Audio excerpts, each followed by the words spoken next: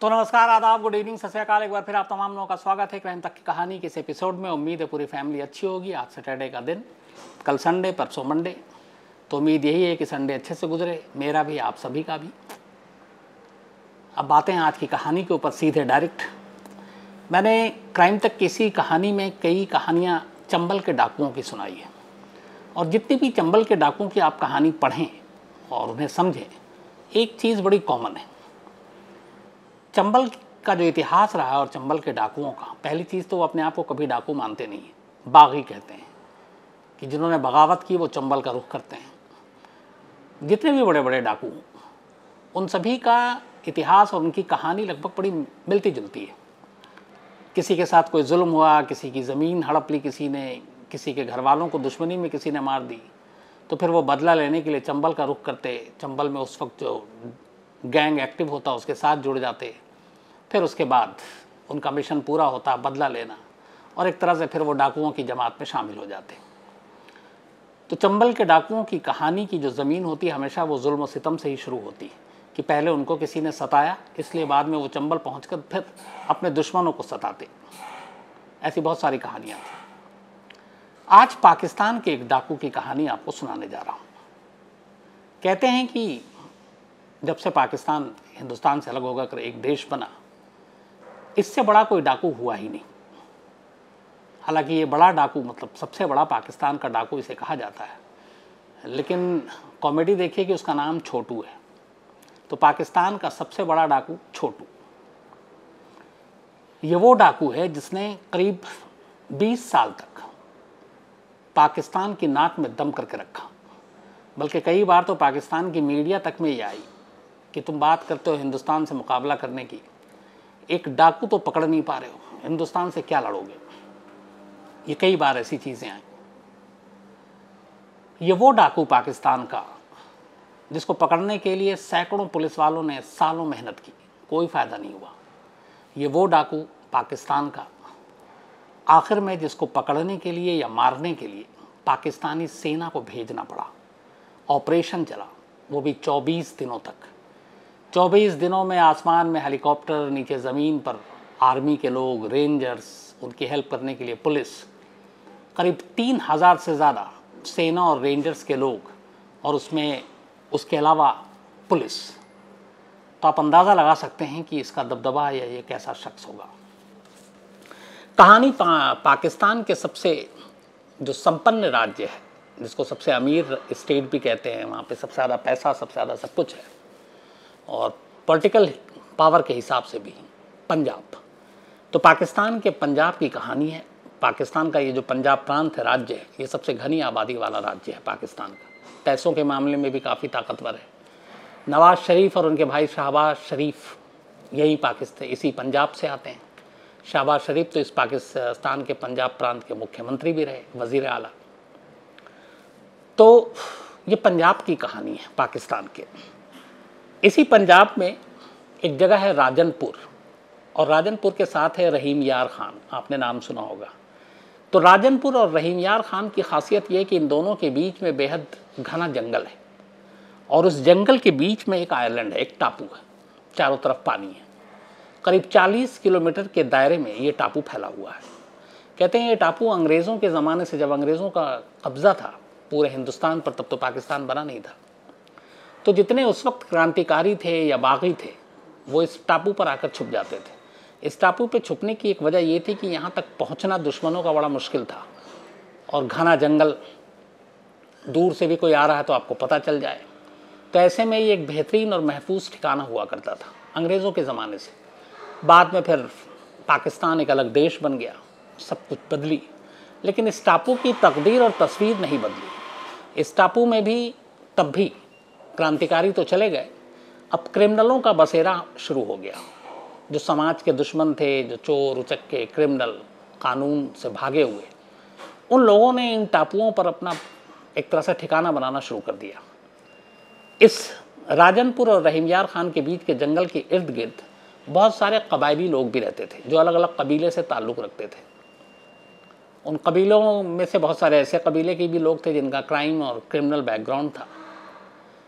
तो अगर पुलिस या बाकी चीज़ें आती तो इन कबीलों को अभी आपको सामना करना पड़ता। तो एक तरह से बड़ा मुश्किल था। जैसे अपने देश का चंबल ही है, चंबल में बहुत टाइम तक ऑपरेशन चलता। उसकी वजह ये है कि चंबल के टीले जो हैं वो ऊपर नीचे हैं, जो डाकू हमेशा ऊपर की तरफ रहते हैं। तो अगर पुलिस आती है वहाँ पे तो वो नीचे से आती है और वो दूर से ही बैठकर किसी टीले से देख लेते हैं। और वहाँ पे चूँकि घोड़े चल नहीं सकते, गाड़ियाँ चल नहीं सकती, तो आपको पैदल ही चलना है, तो बड़ा मुश्किल होता है। इसीलिए चंबल में लंबे लंबे वक्त तक डाकुओं ने सर्वाइव किया। लगभग यही हालात और यही तस्वीर इस टापू की थी, पाकिस्तान के इस पंजाब प्रांत के टापू की, जो राजनपुर का था। तो यहाँ अलग अलग वक्त में अलग अलग सारे गैंग जो हैं वो काम करते थे। 80s 90s की बात है। इस टापू पे एक डाकू का राज हुआ करता था। उसका नाम था बाबा लवांग। बाबा लवांग की बड़ी इज्जत हुआ करती थी, इसलिए कि बाबा लवांग था डाकू, लेकिन उसके कुछ अपने उसूल आदर्श थे। सेम जैसे अपने चंबल में आप ले लीजिए डाकू मान सिंह। तो बहुत सारी चीज़ें हैं कि डाकू मान सिंह को बहुत सारे लोग देवता भी मानते थे। तो वहाँ बाबा लवांग का उस वक्त सबसे बड़ा डाकुओं का सरदार हुआ करता था। 1988 की बात है। पंजाब प्रांत में ही एक जगह है काशमोर। तो काशमोर में एक किसान का परिवार रहता था। उनके पास करीब 12 एकड़ ज़मीन थी, खेतीबाड़ी थी, मजदूरी करते थे, किसानी करते थे, पर गुजर बसर हो रहा था। इस किसान के 3 बेटे थे। उनमें से एक बेटे का नाम था गुलाम रसूल। 1988 में गुलाम रसूल की उम्र करीब 13 साल थी। एक रोज़ पुलिस गांव में आती है और गुलाम रसूल के बड़े भाई को चोरी के इल्ज़ाम में पकड़कर जेल ले जाती है। अब बड़े भाई के जेल जाने के बाद गुलाम रसूल के वालिद और बाकी भाइयों को डर लगता है कि अब पुलिस उन्हें भी अंदर कर देगी, इसलिए वो अपना घर छोड़कर भाग जाते हैं। अब इधर उधर दर बर भटक रहे हैं पुलिस से बचने के लिए। 13 साल की उम्र में ही गुलाम रसूल अपने बाप के साथ भागकर गांव छोड़ देता है और एक ढाबे में काम करने लगता है। ढाबे में खाना पीना, वेटर की तरह। और ये ढाबा ख़ासतौर पर जो ट्रक ड्राइवर होते हैं, हाईवे के किनारे था। तो ट्रक ड्राइवर जितने थे वो लोग खाना खाते थे और गुलाम रसूल वहीं पे ढाबे पे नौकरी करने लगा। कुछ वक्त के बाद जो गांव के लोग थे उन्हें पता चल गया कि गुलाम रसूल इस ढाबे में काम कर रहा है। उन्होंने एक साजिश रची, पुलिस को पैसे दिए और गुलाम रसूल की खबर दी और साथ में ये भी बताया कि इसने कोई चोरी की है, उसी चोरी में जिसमें इसके भाई का हाथ था। अब 13 साल की उम्र थी, छोटा बच्चा था, बेकसूर था, लेकिन वहाँ की भी पुलिस जैसे अपनी चंबल और वहाँ के डाकू की कहानी है, तो वो भी वैसे ही करप्ट, रिश्वतखोर, भ्रष्टाचारी बहुत सारे जैसे हमारे यहाँ भी हैं। तो पुलिस वालों ने पैसे लिए और करीब 14-15 साल की उम्र के एक बच्चे को, गुलाम रसूल को, उठाकर जेल ले गए। हालांकि उस वक्त उन्होंने 2-3 और को गिरफ्तार किया। गुलाम रसूल की नज़रों के सामने उन पुलिस वालों ने उससे पैसे लिए और उसको उन्होंने छोड़ दिया। गुलाम रसूल के पास इतने पैसे थे नहीं, वो पुलिस वाले को दे नहीं पाया, लिहाजा पुलिस उसे पकड़ कर ले गई और जेल में डाल दिया। करीब 2-3 साल बीत जाते हैं। 2-3 साल के बाद गुलाम रसूल जेल से बाहर आता है। वो बालिग हो चुका, 18 साल का हो चुका होता है। वो अपने गांव का रुख करता है। वहाँ पहुँचता तो देखता है कि उसके कुछ रिश्तेदार और वो दुश्मन जिन्होंने उसके पहले भाई को फंसाया था, उस 12 एकड़ ज़मीन पर कब्जा कर लिया है। अब 12 एकड़ ज़मीन दुश्मनों और रिश्तेदारों ने हड़प लिया। ज़िंदगी जीने का कोई ज़रिया नहीं। मन में गुस्सा कि पूरा परिवार बिखर गया। बड़े भाई को चोरी के इल्ज़ाम में भेजा, उसे खुद चोरी के इल्ज़ाम में भेजा। बदला लेना चाहता था, क्या करे। तभी उसे पता चला कि एक राजनपुर जगह है, वहाँ पे एक डाकू है बाबा लवांग, उस वक्त नाम था वैसे ही जैसे अपने यहाँ शोले के बाद गब्बर सिंह बच्चे बच्चे की ज़ुबान पे था, तो बाबा लवांग का नाम भी कुछ वैसे ही था। गुलाम रसूल भटकते भटकते उस टापू पर पहुँच जाता है, बाबा लवांग के पास जाता है और अपनी कहानी सुनाता है और कहता है कि जो कुछ मेरे साथ हुआ है मैं बदला लेना चाहता हूँ। बाबा लवांग उसे अपने गैंग में शामिल कर लेता है। वो उस गैंग का सबसे कम उम्र सदस्य था, गुलाम रसूल, और उसी को देखते हुए बाबा लवांग ने गुलाम रसूल का नया नाम रखा। उन्होंने कहा आज से तेरा नाम छोटू है, और यहीं से उसका नाम छोटू पड़ गया। इसके बाद वो बाबा लवांग के लिए काम करने लगा, डाका डालना, उनका भी काम वही सी था, पकड़वा जैसे चंबल का था, किडनैपिंग, ये सारी चीज़ें। और जब जब पुलिस आती पकड़ने के लिए, पुलिस के साथ मुठभेड़ होता, पुलिस वाले कई बार मारे जाते। तो इसी के बाद एक ऑपरेशन में बाबा लवांग की मौत हो गई। इस दौरान में जितने दिन गैंग में छोटू रहा, उसने दिखाया कि उसके अंदर बहुत कुछ करना है दुश्मनों से बदला लेने के लिए, और फिर उसने अपने दुश्मन से बदले भी लिए। बाबा लवांग के बाद अब गैंग की कमान छोटू के हाथ में सौंप दी गई। अब छोटू नया सरदार बन गया। इसके बाद उसने अपने जुल्म से पुलिस वालों पे हमला करके, किडनैपिंग करके धीरे धीरे एक नाम बनाया जुर्म की दुनिया में। फिर एक वक्त ऐसा आया जब इस राजनपुर के टापू से बाहर निकलकर पूरे पाकिस्तान में छोटू गैंग और डाकू छोटू का नाम मशहूर होने लगा। ख़ासतौर पर 2004 में छोटू गैंग ने, पाकिस्तान का अक्सर चीन के साथ आपको पता है रिश्ते अच्छे हैं, बहुत सारा वहाँ इन्वेस्टमेंट करता है चीन, तो सिंधु नदी के किनारे एक हाईवे बन रहा था और ये चीन की मदद से बन रहा था। छोटू गैंग के लोगों ने और ये जो पूरा टापू है ये सिंधु नदी के किनारे है। छोटू गैंग के लोगों ने 12 चीनी इंजीनियरों को किडनैप कर लिया। अब चीनी इंजीनियर 12 छोटू गैंग के हाथ चढ़ गए, सरकार की हालत ख़राब हो गई, उधर चीन का प्रेशर था। कहते हैं उस वक्त बड़ी ज़बरदस्त सौदेबाजी हुई। छोटू गैंग के बहुत सारे लोग जो पकड़े गए थे, जेल में थे, उनको छोड़ा गया, उसके बदले में पैसे दिए गए और तब जाकर इन 12 चीनियों को छोड़ा गया। इससे छोटू गैंग का कद और बढ़ा और धीरे धीरे उसके नाम बढ़ते गए। पाकिस्तान सरकार ने 20 लाख रुपए, पाकिस्तान में किसी और क्रिमिनल या किसी डाकू के ऊपर इतना इनाम नहीं रखा था उस वक्त, 20 लाख रुपए छोटू सरदार, छोटू डाकू के सर पर इनाम रखा कि जो भी उसकी खबर देगा उसको ये इनाम मिलेगा। धीरे धीरे छोटू के कारनामे बढ़ते जा रहे थे। किडनैपिंग बड़े बड़े बिजनेसमैन की, बड़े बड़े लोगों की, इवन पुलिस वालों की, इन सब को उठा उठा कर वो टापू पे ले आता।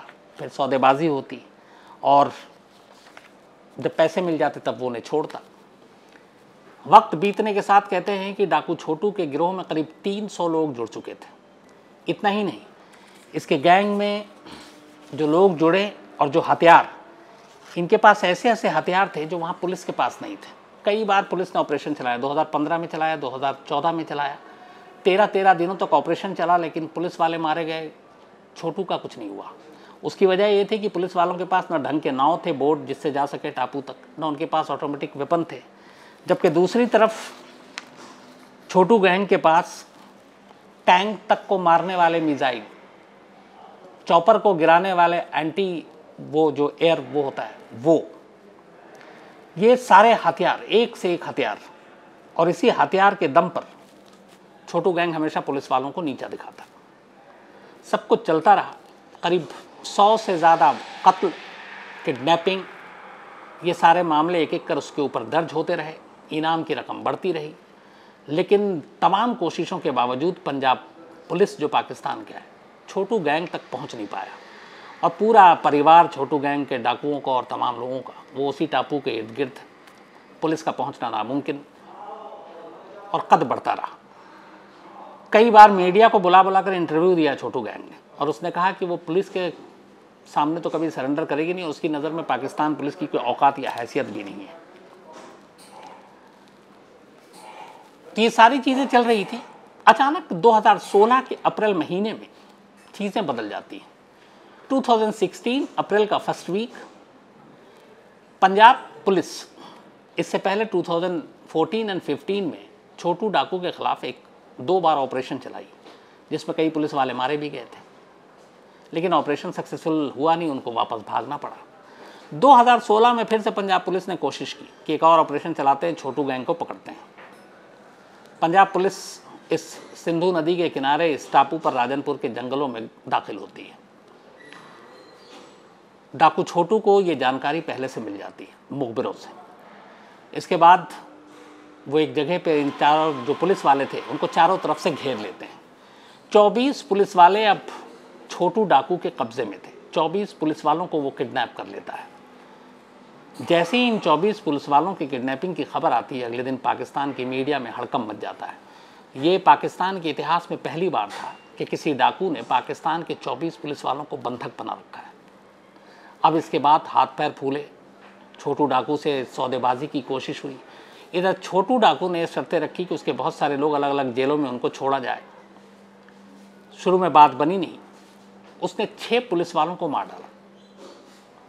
6 पुलिस वालों को मारने के बाद एक पुलिस के सीनियर अफसर, अब उसको डिप्यूट किया जाता है छोटू डाकू से बात करके समझौता करने की। यह ऑडियो है, पाकिस्तान के हर न्यूज़ चैनल पे चला। ये बातचीत रिकॉर्ड हुई डाकू छोटू की और उस पुलिस अफसर की। वो उसमें कह रहा है कि देखो, हम पुलिस वाला अमन और शांति के साथ, अमन के साथ बैठ के बात करते हैं, आप हमारे पुलिस वालों को छोड़ दो।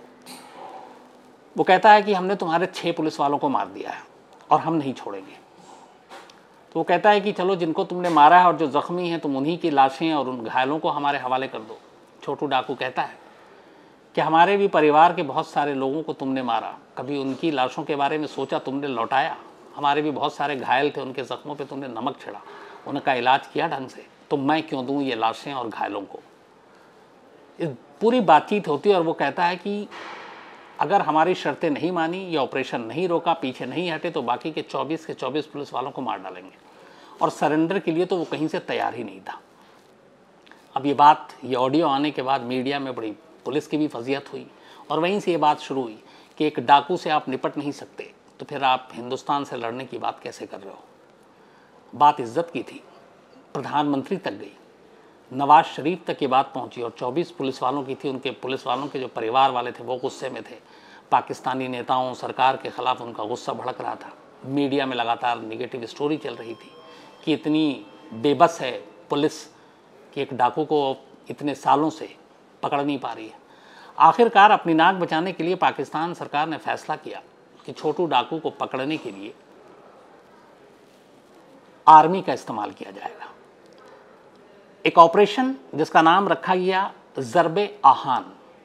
ज़रब-ए-आहान नाम के इस ऑपरेशन को चलाया गया और ये तय हुआ कि इस टापू पर, जो सिंध नदी के किनारे है, छोटू डाकू और उसके गैंग के सफाई के लिए या उसके सरेंडर कराने के लिए और उन 24 पुलिस वालों को जिंदा वापस लाने के लिए मिलिट्री ऑपरेशन होगी। पाकिस्तानी मिलिट्री के चॉपर अब जंगलों के ऊपर उड़ रहे थे। अप्रैल फर्स्ट वीक में ये ऑपरेशन शुरू हुआ, करीब 21 दिन तक चला था। इस 21 दिन के ऑपरेशन में कई छोटू गैंग के लोग भी मारे गए। इस ऑपरेशन में करीब 1500 से 2000 के करीब पाकिस्तानी आर्मी के लोग थे, 300 करीब उनके रेंजर्स थे और 1600 पाकिस्तानी पुलिस के, चूँकि उनको उस इलाके के बारे में ज़्यादा जानकारी थी तो वो लोग शामिल थे। 21 दिनों तक ये ऑपरेशन चला। पाकिस्तानी आर्मी ने फिर बार बार अनाउंस किया और कहा, गुलाम रसूल यानी कि डाकू छोटू, अपने गैंग मेंबर के साथ सरेंडर कर दो और वरना फिर सारे मारे जाओगे और उन 24 पुलिस वालों को हमारे हवाले कर दो जिनको तुमने बंधक बना रखा है। 20 दिन तक लड़ाई चलती रही, कोई सरेंडर नहीं, कुछ नहीं। 20वें दिन पहली बार छोटू डाकू ने एक शर्त रखी। उसने कहा कि हमें और हमारे गैंग के कुछ खास लोगों को यहाँ से दुबई जाने की आप इजाज़त दे दो, हम 24 पुलिस वालों को छोड़ देंगे। और इन 24 पुलिस वालों के अलावा करीब दर्जन भर से ज़्यादा लोग वो थे जो बड़े बड़े बिजनेसमैन और दूसरे पेशे से थे, जिनका किडनैप करके उस टापू पर उन्होंने रखा हुआ था, जो उनकी इनकम का मेन जरिया हुआ करता था। तो दुबई की शर्त रखी। पाकिस्तानी आर्मी ने इस शर्त को मानने से इनकार कर दिया। 21 दिन के बाद 24 अप्रैल 2016 को पाकिस्तानी आर्मी ने आखिरी अल्टीमेटम दिया कि अगर सरेंडर नहीं करोगे तो हम ऑपरेशन शुरू करेंगे, हम आसमान से भी बम गिराएंगे, ज़मीन पे भी हमारे लोग हैं, और फिर लड़ाई में जो भी हो। कहते हैं कि फिर छोटू डाकू को उसके गैंग के मेंबर ने समझाया। फिर उसने कहा कि ठीक है, हम पाकिस्तानी पुलिस के तो सामने सरेंडर नहीं करेंगे, पाकिस्तानी आर्मी के हम रिस्पेक्ट करते हैं, इसलिए हम सरेंडर करेंगे। और इसके बाद 24 अप्रैल 2016 को छोटू डाकू अपने गैंग के 70 लोगों के साथ पाकिस्तानी आर्मी के सामने सरेंडर करता है। सरेंडर करने के बाद साथ में बाकी वहाँ पे टापू पे पुलिस पहुँचती है, आर्मी पहुँचती है।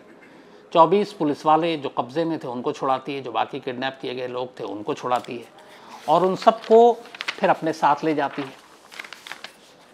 छोटू डाकू को पकड़कर अब जेल ले जाया जाता है। इसके बाद मुकदमा चलता है। 2016 में हुआ था, करीब 3 साल तक मुकदमा चला। Anti terrorism court ATC Pakistan की जो है, मार्च 2019 में अपना फैसला सुनाती है।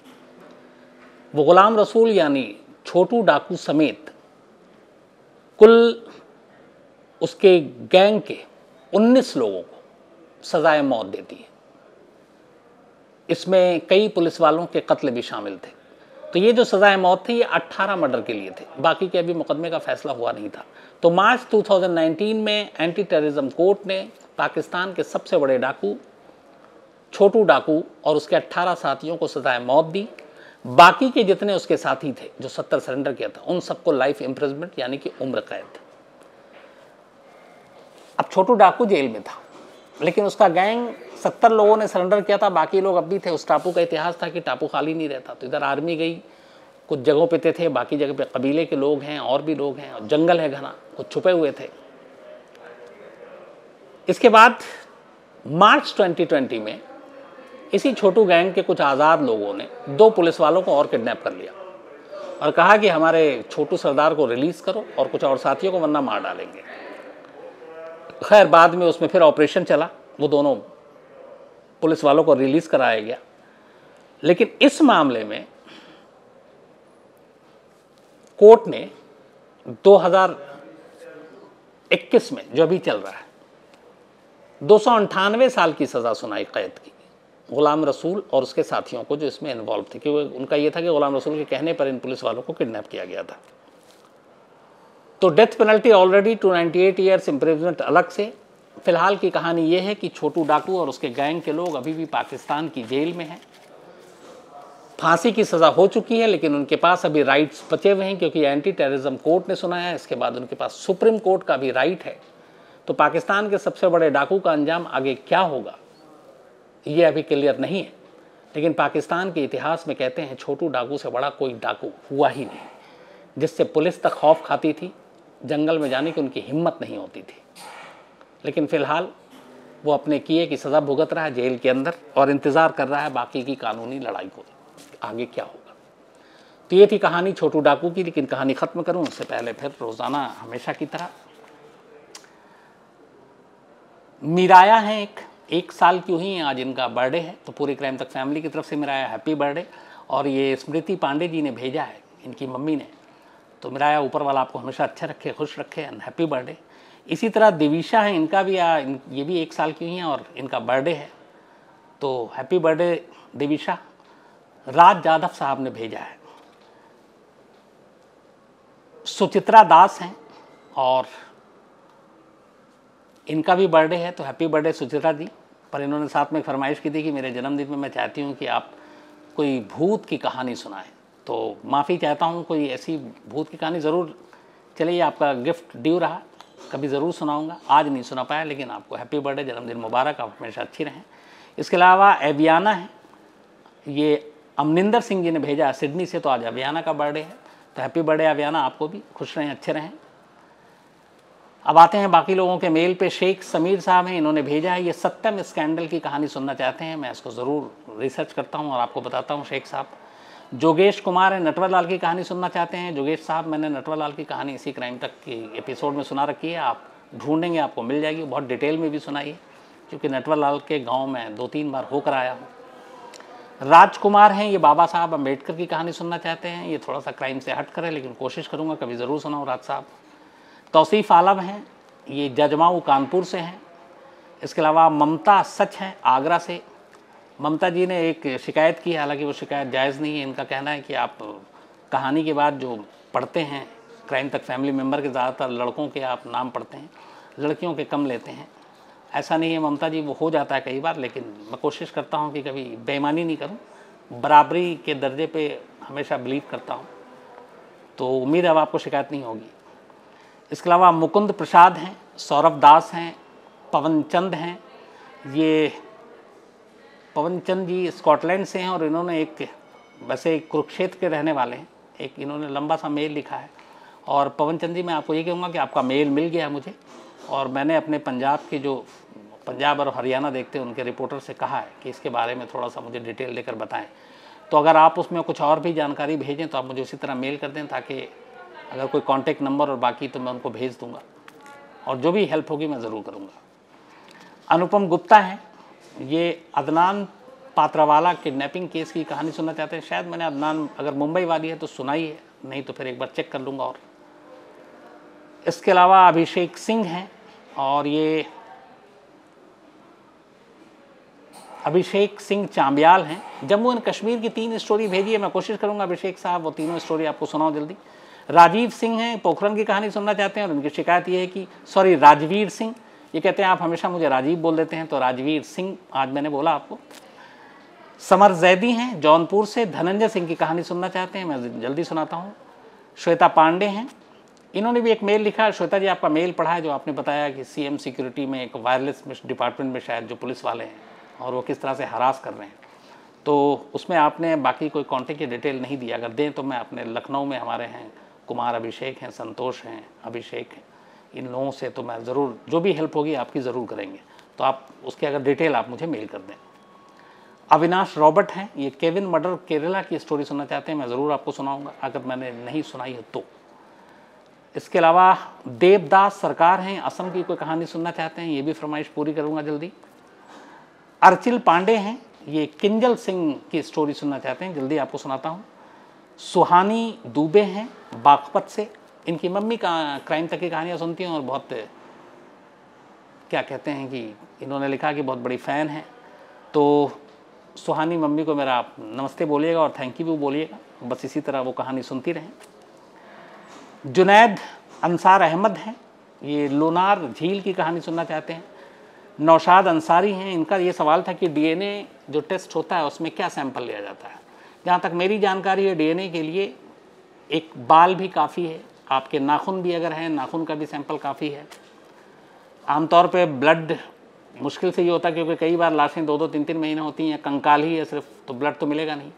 तो शरीर के किसी भी हिस्से के ज़रिए उस फैमिली के किसी और शख्स के साथ मेल करने के लिए कोई भी आपके जिस्म का हिस्सा हो उससे DNA हो जाता है। और आमतौर पे मैंने ये देखा है कि पुरानी लाशें ना हो, जैसे पुरानी लाशें हैं ना हो तो फिर तो आपका बाल भी है, सलाइवा भी है, बहुत सारी चीज़ें हैं, तो मतलब आपकी बॉडी के कोई भी पार्ट से DNA शायद उसका टेस्ट हो जाता है। अगर मैं शायद गलत नहीं हूँ तो एक बार इसको रिकन्फर्म भी कर लूँगा। और लेकिन हाँ, बाल, नेल्स, ब्लड, इन सब को लेकर मैं श्योर हूँ। इसके अलावा सागर साहब हैं, साहब इनका नाम है, अबोहर पंजाब से।